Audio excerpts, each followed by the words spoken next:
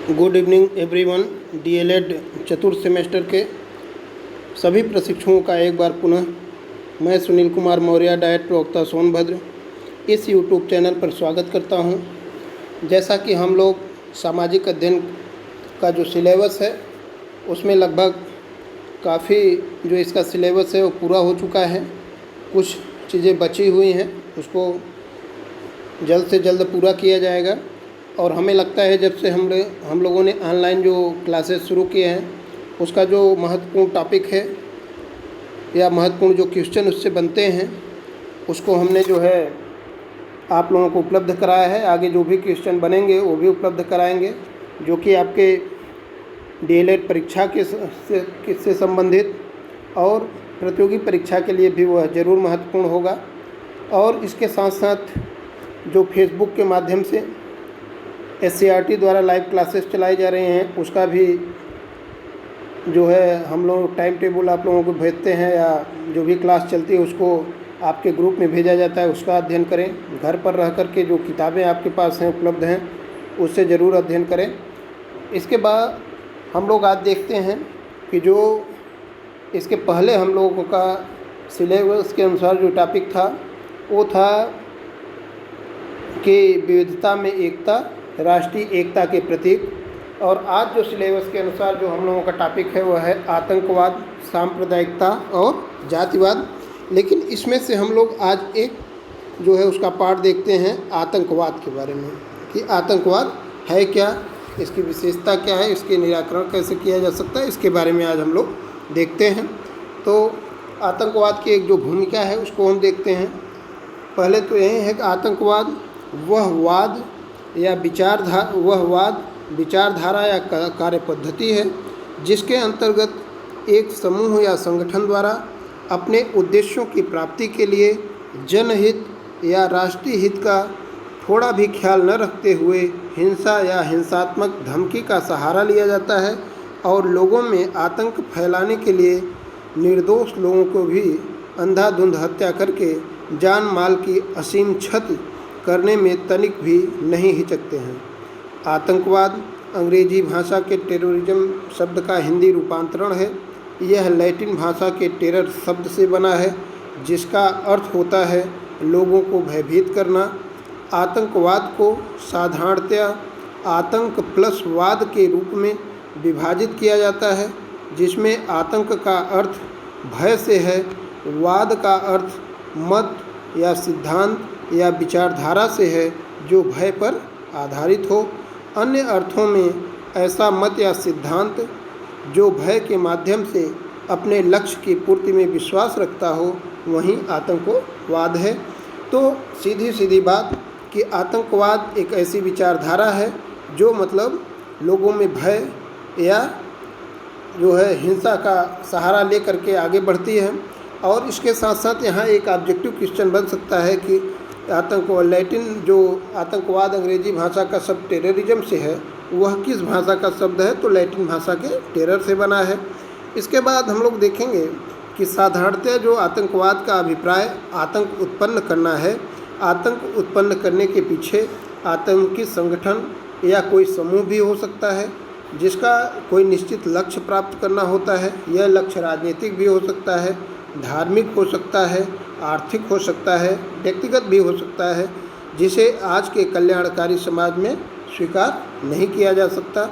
अतः आतंकवाद कोई विचारधारा या सिद्धांत नहीं है, अपितु यह एक तरीका, प्रक्रिया या उपकरण है जिसका प्रयोग करके कोई भी राज्य, राजनीतिक संगठन, स्वतंत्रतावादी समूह, अलगाववादी संगठन, जातीय या धार्मिक उन्मादी अपने उद्देश्यों को प्राप्त करना चाहते हैं या अपने उद्देश्यों की पूर्ति करना चाहते हैं। तो यहाँ पे देखेंगे कि जो आतंकवाद है उसके जो लक्ष्य होते हैं कोई भी हो सकता है, राजनीतिक लक्ष्य है उसका, धार्मिक लक्ष्य है, आर्थिक लक्ष्य हो सकता है, व्यक्तिगत हित भी उसका हो सकता है। जैसा कि आज हम लोग हमेशा सुनते रहते हैं न्यूज़ चैनलों पे या अखबारों के माध्यम से, कई देशों में टेररिज्म है, आतंकवाद है। तो इसके बाद अगर हम लोग देखें कि आतंकवाद की परिभाषा, तो इस परिभाषा को अलग अलग विद्वानों ने या अलग अलग संस्थाओं ने उसको भिन्न भिन्न ढंग से परिभाषित किया है। तो पहले तो हम लोग यही देखते हैं इनसाइक्लोपीडिया ऑफ सोशल साइंस क्या कहता है। उसके अनुसार या इनसाइक्लोपीडिया ऑफ सोशल साइंस के अनुसार आतंकवाद वह पद है जिसका प्रयोग विधि सिद्धांत की व्याख्या के लिए किया जाता है तथा जिससे एक संगठित समूह अपने स्पष्ट लक्ष्यों की प्राप्ति मुख्य रूप से व्यवस्थित हिंसा के प्रयोग द्वारा करता है। यह जो परिभाषा है इंसाइक्लोपीडिया ऑफ सोशल साइंस का है। पॉल पब्लिकेशन एक है, उसके अनुसार आतंकवाद के विविध रूपों में युद्ध आतंक, दमनात्मक आतंक, क्रांतिकारी आतंक तथा उपक्रांतिकारी आतंक को सम्मिलित किया गया है। एक विद्वान है ए रसेल, उन्होंने कहा है कि आतंकवाद जो है भय बल प्रयोग डांट डपट के द्वारा राजनीतिक उद्देश्यों की सिद्धि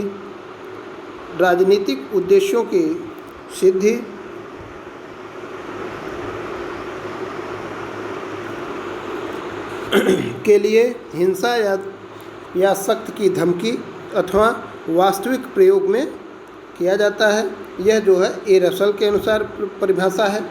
अगर हम लोग देखें इसके बाद आतंकवाद के प्रकार, तो इसके भिन्न भिन्न प्रकार हैं। मुख्यतः जो है 5 प्रकार हैं। तो पहला हम लोग ये देखते हैं कि आतंकवाद का जो पहला प्रकार है वह है राज्य द्वारा आतंकवाद। तो यह अधिकांशतः एक कमज़ोर राज्य द्वारा प्रायोजित किया जाता है। भारत सरकार का यह मानना है कि जम्मू और कश्मीर में जिहाद अथवा आज़ादी की लड़ाई के नाम पर जो अंधाधुंध आतंकवादी हमलों का सिलसिला चल रहा है वह पड़ोसी देश पाकिस्तान या अफ़गानिस्तान द्वारा प्रायोजित है। तो इस प्रकार के आतंकवाद को क्या कहते हैं? राज्य द्वारा प्रायोजित आतंकवाद। गुट द्वारा प्रायोजित आतंकवाद यह एक सामान्य अंतर्राष्ट्रीय व्यक्ति है। इस प्रकार का आतंकवाद राज्य या शासन के विरोध में पृथकतावादी आंदोलन के एक अंग के रूप में पैदा होता है। जैसे भारत देश में हम लोग देखें तो पंजाब में एक भिंडरवाला गुट का खालिस्तानी आतंकवादी जो कि पंजाब में पृथक और स्वतंत्र खालिस्तान की स्थापना करना चाहता था। इस प्रकार के पृथकतावादी सिद्धांत पर आधारित श्रीलंका में जैसे आतंकवादी संगठन है लिट्टे, असम में उल्का तथा बोडो आतंकवादी संगठन, ये सब हैं। ये एक गुट बना करके अपना प्रायोजित आतंकवाद चलाते हैं। अपराध संबंधी आतंकवाद, यह आतंकवाद फैलाने के लिए हिंसा को अपना प्रमुख आधार बनाया जाता है और राजनीतिक सत्ता को हथियाने के लिए धन का उपयोग किया जाता है। जैसे इस समय हम लोग वर्तमान में सुनेंगे तो छोटा राजन, दाऊद इब्राहिम जैसे अंडरवर्ल्ड सरगनाओं द्वारा संचालित गिरोहों के कारनामे अपराध संबंधी जो है कारनामे अपराध संबंधित आतंकवाद की श्रेणी में आते हैं। अब जैसे एक चौथा आतंकवाद को अगर देखें, चौथे प्रकार का, तो यह जो है नार्को आतंकवाद है। यह धन के बदले में मादक द्रव्यों के धंधों का समर्थन करता है। समाचार पत्रों में प्रकाशित सूचनाओं से पता चलता है कि अंतर्राष्ट्रीय आतंकवाद के कुख्यात सरगना ओसामा बिन लादेन ने मादक पदार्थों की तस्करी से अथाह धन या बहुत ज़्यादा धन कमाया था। इसमें नशीले पदार्थों की तस्करी शामिल है। अब इसके बाद देखें मुद्दों प्रेरित जो है आतंकवाद, इसमें क्या है कि यह परमाणु हथियारों पर निषेध, भूमि संघर्ष, औद्योगिक प्रतिष्ठानों की स्थापना में प्राथमिकता की मांग, चुनाव में जीत सुनिश्चित करना आदि मुद्दों से प्रेरित होता है। जैसे बंगाल का नक्सलवादी आतंकवाद जो भूमिहीन श्रमिकों को भूमिपति बनाने के मुद्दे से प्रेरित था। बिहार में अगर देखें पीपुल्स वार ग्रुप था नामक आतंकवादी संगठन, जैसे झारखंड मुक्ति मोर्चा झारखंड में था। इस प्रकार के मुद्दे आधारित अपने मुद्दे को लेकर के लोग विशेष मुद्दे को लेकर के आगे बढ़ते हैं। इसी तरह जैसे जम्मू कश्मीर में देखेंगे कुछ आतंकवादी संगठन हिंसा और धमकी की रणनीति अपनाकर चुनाव प्रक्रिया को प्रभावित जो है करने का प्रयास करते हैं। तो ये जो अगर आतंकवाद के प्रकार मान लीजिए एग्जाम में पूछता है, लघु उत्तरीय प्रश्न पूछता है, तो उसमें प्रकार आप आसानी से लिख सकते हैं कि राज्य द्वारा आतंकवाद जो पोषित होता है आतंकवाद, गुट द्वारा प्रायोजित आतंकवाद, अपराध संबंधित आतंकवाद, नार्को आतंकवाद जो कि नशीले पदार्थों से संबंधित है, और मुद्दे पर प्रेरित आतंकवाद जो भारत के आज अनेकों राज्यों में है, अपने अपने मुद्दे को लेकर के संगठन बने हुए हैं। इस प्रकार के आतंकवाद बहुत आसानी से लिखा जा सकता है, महत्वपूर्ण है, ये जरूर आ सकता है कि आतंकवाद के प्रकार लिखने के। इसके बाद हम लोग देखें कि आतंकवाद की विशेषताएं क्या हैं, यह भी आप जो है लघु उत्तरीय प्रश्न में पूछ सकता है। तो इसके कुछ प्रमुख विशेषताएं हैं जिसका हम लोग अध्ययन करते हैं। पहला कि आतंकवाद की जो पहला विशेषता है वह है अवैध तथा गैर कानूनी होता है। यह अवैध होता है, गलत होता है, और गैर कानूनी, कानून कतई इसको जो है मान्यता नहीं देता है। दूसरा कि यह राज्य तथा समाज के विरुद्ध होता है, मतलब यह कोई भी सभ्य राज्य या सभ्य समाज भले मांग उचित हो उनकी, लेकिन उसको जो है विरुद्ध मानता है। और इसका एक राजनीतिक उद्देश्य भी होता है, राजनीति को प्रभावित भी करता है। चौथा इसके शिकार किसी भी जाति, धर्म, आयु या वर्ग, यहाँ तक कि मासूम बच्चे, असहाय वृद्ध, निर्दोष महिलाएं भी हो सकते हैं। इसमें किसी का मतलब कोई सगा नहीं, चाहे वो जात किसी भी धर्म का हो, कोई जात का हो, कोई वर्ग का हो, आतंकवाद उसको प्रभावित करता है। पाँचवा, आतंकवादी गतिविधियाँ इतनी आकस्मिक और भयंकर होती हैं कि इसमें केवल जनसाधारण ही नहीं अपितु कभी कभी सरकारें भी बेबसी और लाचारी की स्थिति में होती हैं। जैसे अगर देखें लंदन का सीरियल बम ब्लास्ट, अमेरिका के वर्ल्ड ट्रेड सेंटर पर विमान टकराकर ध्वस्त करने की प्रक्रिया, बम्बई दिल्ली में बम ब्लास्ट, श्रीलंका में लिट्टे का आतंकवाद, ये सब हैं। तो ये जो है एक विशेषता ये भी है कि आतंकवादी जो घटनाएं होती हैं आकस्मिक होती हैं, बहुत भयंकर होती हैं। इस पे जो है जनसाधारण का कोई नियंत्रण नहीं रहता और सरकार भी देखेंगे कि मतलब बेबस हो जाती है। तो भारत में भी अनेकों घटनाएं इस तरह घटी हैं। तो ये आतंकवाद की विशेषताएं हैं कि अवैध और गैर कानूनी, राज्य और समाज द्वारा इसको विरुद्ध होता है, राजनैतिक उद्देश्य होता है, किसी धर्म, जाति, लिंग को यह नहीं देखता है, आकस्मिक और भयंकर होती हैं। ये सब विशेषताएं हैं प्रमुख इसकी, इसको आप लोग याद रखें। इसके बाद अगर देखें लास्ट इसका जो पॉइंट है कि आतंकवाद के नियंत्रण के सुझाव क्या हैं, तो कुछ प्रमुख सुझाव हम लोग देख लेते हैं, ये भी महत्वपूर्ण है।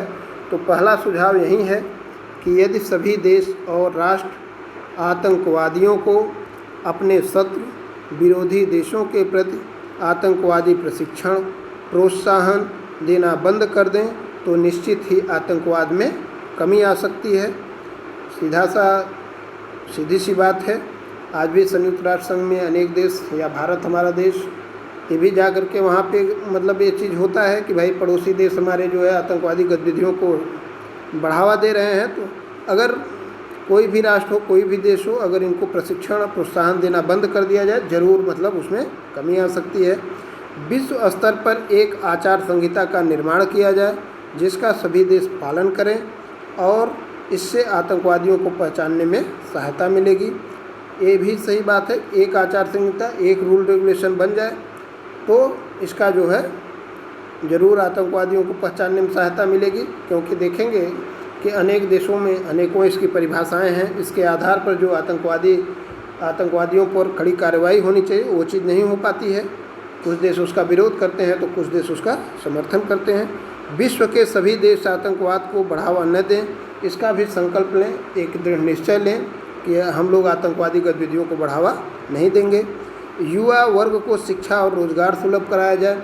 जो आतंकवादी गतिविधियों में आप देखेंगे कि ज़्यादातर युवा वर्ग शामिल है, उनको अगर शिक्षा दे दी जाए, अच्छी शिक्षा, और उनको रोजगार उपलब्ध करा दिया जाए तो इस प्रकार की गतिविधियों में वो नहीं शामिल होंगे। पाँचवां, अपहरण और बंधक जैसी आतंकवादी कार्रवाइयों के लिए विशिष्ट कमांडो बल तैयार किए जाएं। एक ऐसा कमांडो बल हो जिनको ऐसा ट्रेंड किया जाए कि अगर किसी को अपहरण या बंधक बनाया जाए तो इन पर कार्रवाई हो सके। विश्व स्तर पर बनाई गई आचार संहिता का जो देश पालन न करें उसे आतंकवादी देश घोषित कर दिया जाए। ये भी एक नियम बनाना चाहिए संयुक्त राष्ट्र संघ को कि मतलब एक रूल रेगुलेशन ऐसा हो कि अगर कोई देश उसका पालन नहीं कर रहा है तो उसको आतंकी देश घोषित किया जाए। किसी प्रकार का उसमें जो है पार्शियलिटी न हो। तो इस तरह से आतंकवाद को नियंत्रित किया जा सकता है। ये हो गया जो हम लोगों का आज का टॉपिक था, आतंकवाद, सांप्रदायिकता और जातिवाद। उसमें पहला एक पार्ट उसका जो था आतंकवाद। महत्वपूर्ण है। लघु उत्तरीय प्रश्न इससे बन सकते हैं, 1-2 जो है बहुविकल्पी प्रश्न बनेंगे। तो इसको जो है आप लोग एक